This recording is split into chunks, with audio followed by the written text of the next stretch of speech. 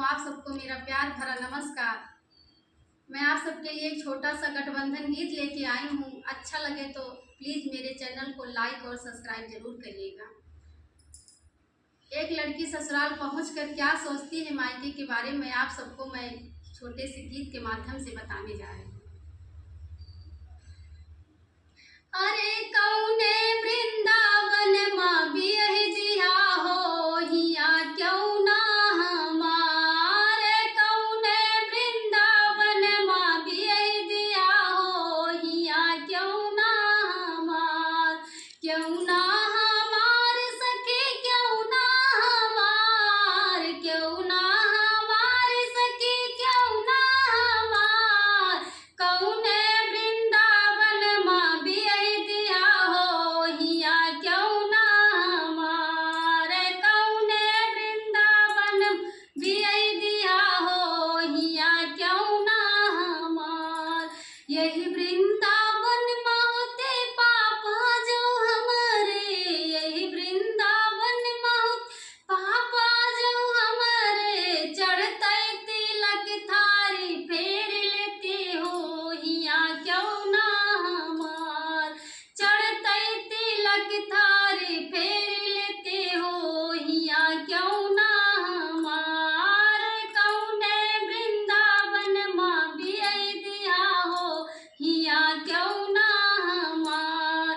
यही वृंदावन में होते भैया जो हमारे, यही वृंदावन में होते भैया जो हमारे, फेरे के डोलिया लौटाई लेते हो हिया क्यों ना हमार, फेरे के डोलिया लौटाई लेते हो हिया क्यों ना हमार, कौने वृंदावन माँ बियह दिया हो हिया क्यों ना हमार, क्यों ना हमार सखी क्यों ना हमार, क्यों ना हमार सखी क्यों ना हमार, कौने वृंदावन माँ बियह दिया हो हिया क्यों ना हमार, कौने वृंदावन बियह दिया हो हिया क्यों ना हमार।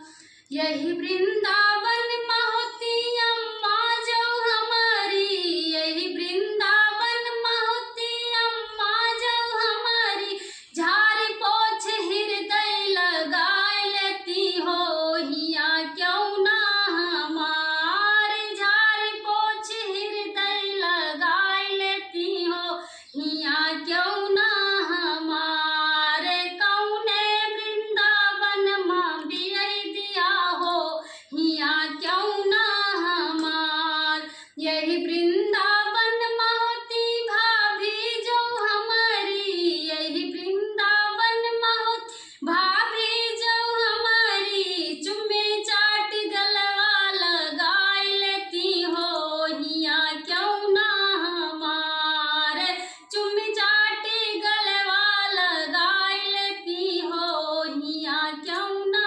हमार, कौने वृंदावन माँ बियह दिया हो हिया क्यों ना हमार, क्यों ना हमार सखी क्यों ना हमार, क्यों ना हमार सखी क्यों ना हमार, कौने वृंदावन माँ बियह दिया हो हिया क्यों ना हमार। प्लीज मेरा गाना अच्छा लगा हो तो लाइक सब्सक्राइब जरूर करिएगा। आप सबको मेरा बहुत बहुत धन्यवाद। जय मां शारदा।